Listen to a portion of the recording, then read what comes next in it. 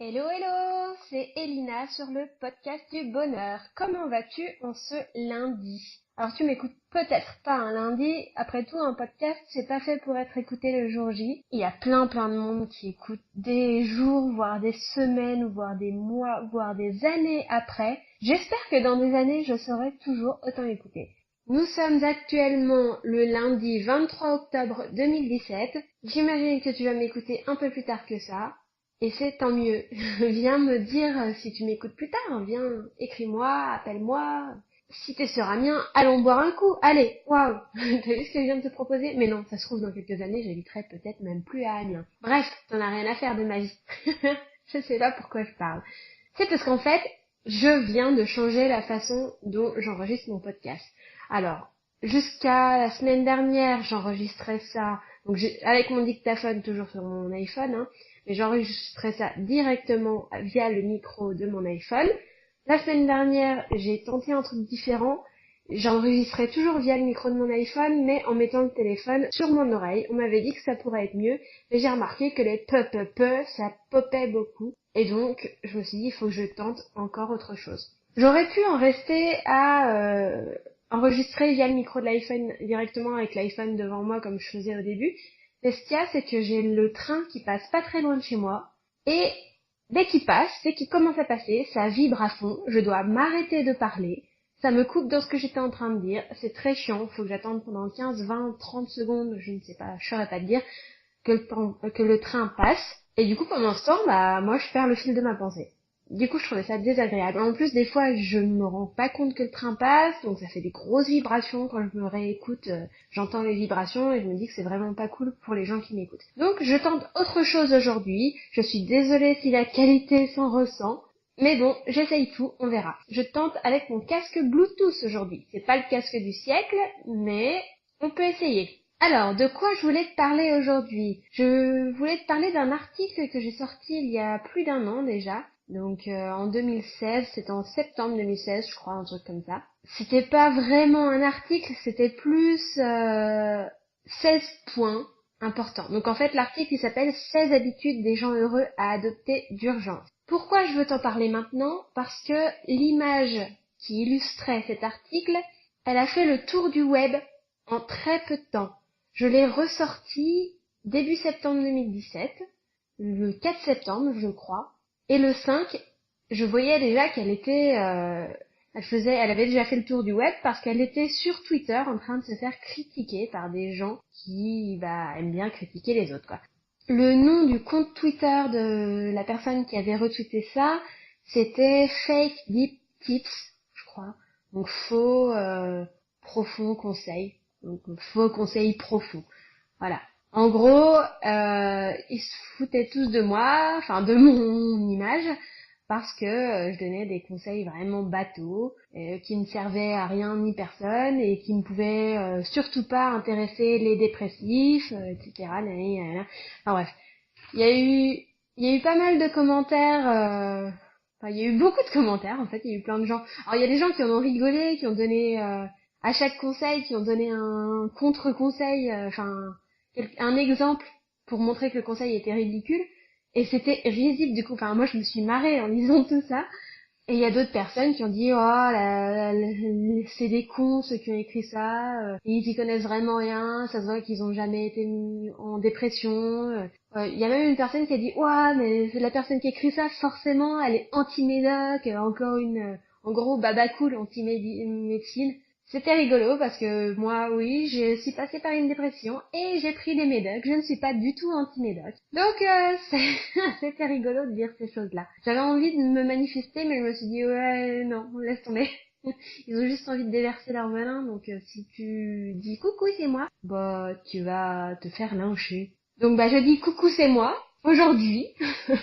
Je l'ai dit à l'époque, hein. Enfin, j'avais republié du coup mon image en disant, bah voilà, il s'est passé ça, il s'est passé telle affaire avec mon image. Mais bon, quoi qu'il en soit, je le redis aujourd'hui, voilà, c'est moi, la fameuse personne qui est rédigé, qui ait créé cette image horrible, qui donne des conseils vides de sens, c'est moi.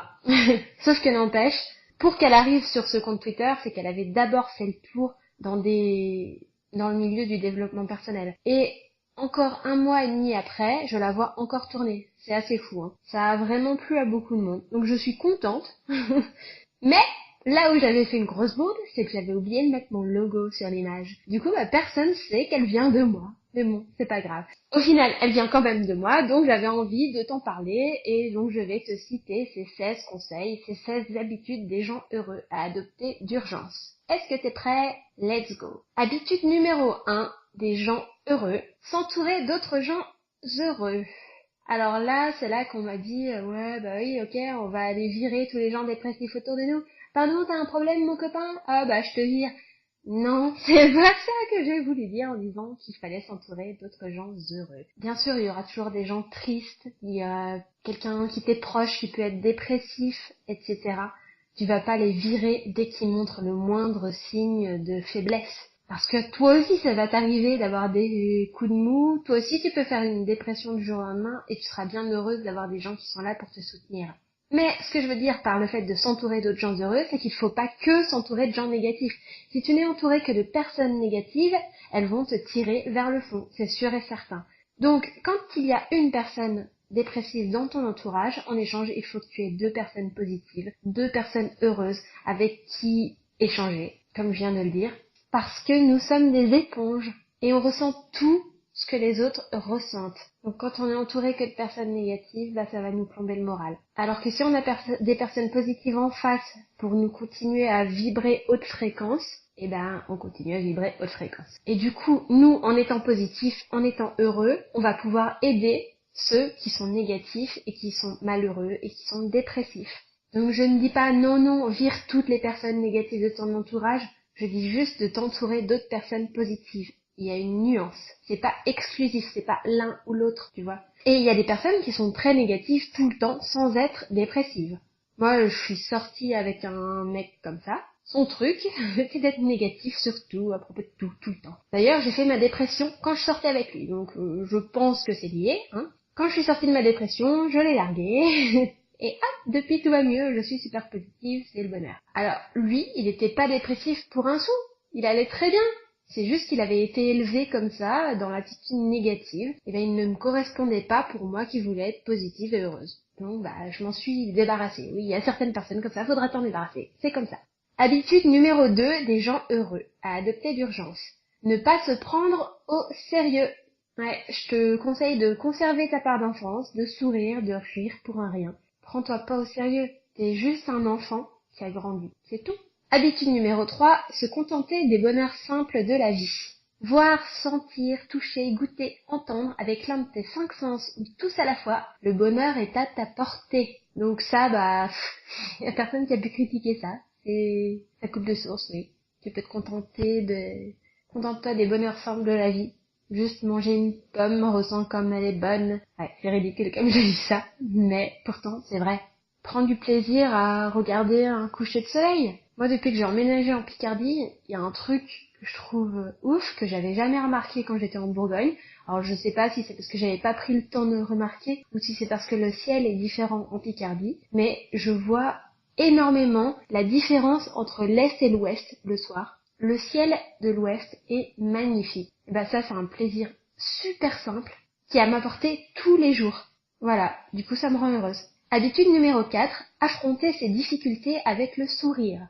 Alors, là, j'ai eu des tonnes de critiques, genre, ouais, t'as un cancer, c'est pas grave, souris, ça ira mieux. Mais en fait, c'est peut-être con, mais ouais, t'apitoyer sur ton sort, ça changera absolument rien à la situation, quelle qu'elle soit.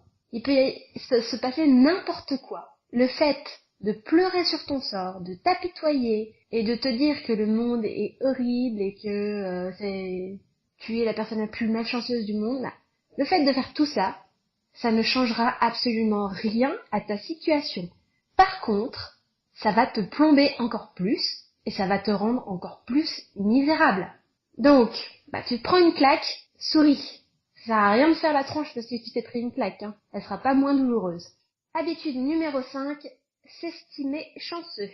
Donc, je te conseille de pas hésiter à exprimer ta gratitude envers la vie et envers ce qu'elle t'apporte. Si tu t'estimes chanceux, t'as plus de chances d'être heureux. Alors que si tu t'estimes malchanceux, non seulement tu vas être malchanceux, mais en plus, du coup, tu vas être malheureux. Alors, même s'il t'arrive des trucs horribles, oui, c'est valable aussi. Estime-toi chanceux qu'il t'arrive ces choses horribles, parce qu'elles sont là pour t'apporter un message. Quel est ce message si ton enfant vient de se faire enlever, je ne sais pas, mais c'est un message de l'univers dans tous les cas. Donc, ouais, c'est horrible. J'ai pris le pire des exemples qui puissent exister, je pense. Ton enfant qui s'est fait enlever. Et du coup, je ne sais plus quoi dire face à ça parce que ça me rend triste rien que d'y penser. Mais il y a une raison à tout, donc voilà, ça c'est ce que je vais te dire sûrement un peu plus tard. Oui, je le dis dans 2 points. Donc, point numéro 6, en attendant, décider d'être optimiste. Parce que l'optimisme, ça se décide et ça se travaille, oui, oui. D'ailleurs, si tu as envie de rester optimiste, moi je te conseille de t'inscrire sur Instagram si ce n'est pas déjà fait et de me suivre sur mon compte Happy Elina. Donc c'est _Happy Elina _ parce que le compte Happy Elina tout court était déjà pris. Mais bon, tu me retrouveras très facilement. C'est un compte en français et tu verras qu'il y a des posts de moi tous les jours. Et parfois, c'est des posts coup de gueule, mais bien souvent, c'est des posts optimistes dans lesquels je partage avec toi mon amour de la vie. Habitude des gens heureux, numéro 7.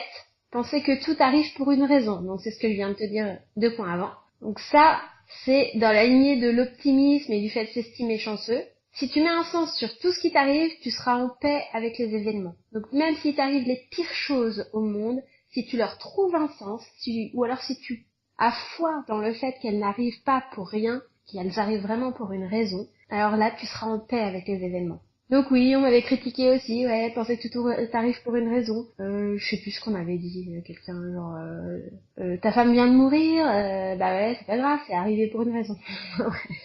Bah ouais. C'est peut-être moche, mais moi je choisis de... Enfin c'est moche à dire, oui, c'est parce que ta femme est morte, enfin ça a une raison. Ça paraît moche à dire pour des gens, mais pour moi c'est pas moche en fait. C'est juste être en paix avec la vie et avec tout ce qui lui arrive. C'est peut-être le mode bisounours, moi je suis team bisounours. Rejoins-moi sur le hashtag team bisounours. C'est peut-être trop bisounours aux yeux de certaines personnes, mais quand je pense que tout arrive pour une raison, en fait, c'est-à-dire tout le temps, et ben du coup je suis en paix avec tout ce qui m'arrive. Alors certes, c'est peut-être facile pour moi à dire parce qu'il ne m'est jamais rien arrivé de si ignoble que ça. Par exemple, j'ai jamais eu le cancer, mais je pourrais très bien l'avoir. C'est dans les gènes. Alors peut-être que je l'aurai un jour. J'ai jamais eu le cancer, mais j'ai quand même eu le papillomavirus qui aurait pu se déclencher en cancer. J'avais des condylos, je sais plus quoi, enfin bref. Je me suis fait opérer, donc ça aurait pu arriver, hein. Et j'ai choisi de rester positive et de me dire, ça arrive pour une raison, et puis si je dois avoir le cancer plus tard, ça arrivera pour quelque chose. Alors oui, bien sûr que je flippais ma race, bien sûr, mais je sais pas, j'ai choisi de rester positive et bon, ça s'est guéri tout seul. Ça peut revenir, si ça revient, ce sera pour une raison. D'ailleurs, ça est apparu en même temps que ma dépression, donc je pense que tout est un peu lié, hein. Bref, point numéro 8, être sincèrement heureux pour les autres. Parce qu'en fait, si t'es jaloux, si tu envies les autres, tu peux pas être heureux toi-même. Donc mon conseil, c'est d'essayer juste de ressentir le bonheur des autres, sans jamais le diminuer, sans jamais le jalouser. Si t'es sincèrement heureux pour les autres, tu seras heureux avec toi-même. Habitude des gens heureux numéro 9, être généreux et altruiste. Quand tu donnes, tu reçois au centuple. C'est aussi simple que ça.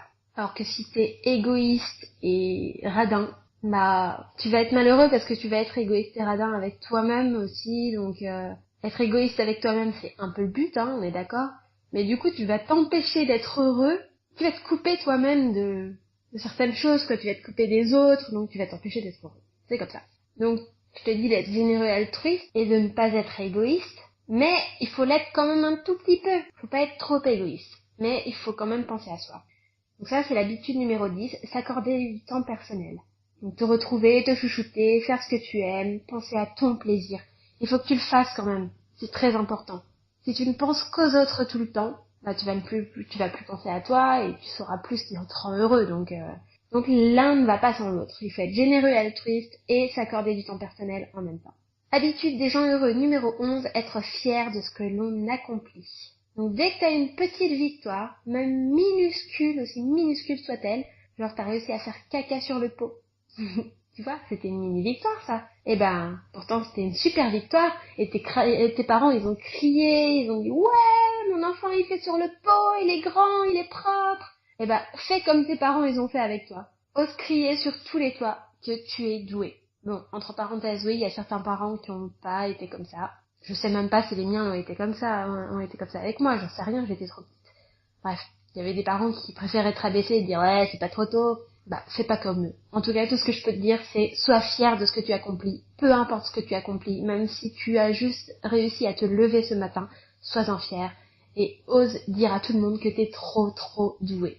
Habitude numéro 12 des gens heureux à adopter d'urgence, respecter ses valeurs. Alors, pour respecter ses valeurs, faut déjà te demander quelles sont tes valeurs et en faire une liste, les connaître.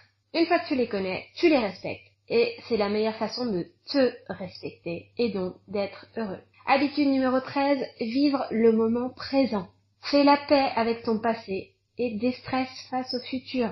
Tu profites de l'instant présent, comme ça, tu te laisses pas ronger par quelque chose que tu peux pas changer, c'est-à-dire ton passé.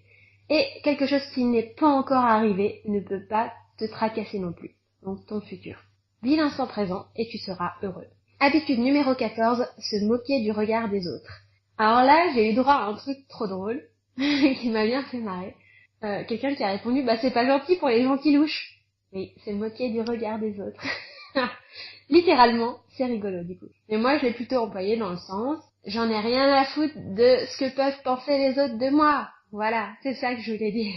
Et d'ailleurs, je l'ai accompagné d'un petit texte sur mon article initial, mais qui n'était pas sur l'image, donc forcément, c'était pas visible, et donc c'était risible. Ce petit texte, c'était « Sois toi-même. Personne n'aime tout le monde. Sois en paix avec ceci. Si tu ne plais pas à tout le monde, c'est normal.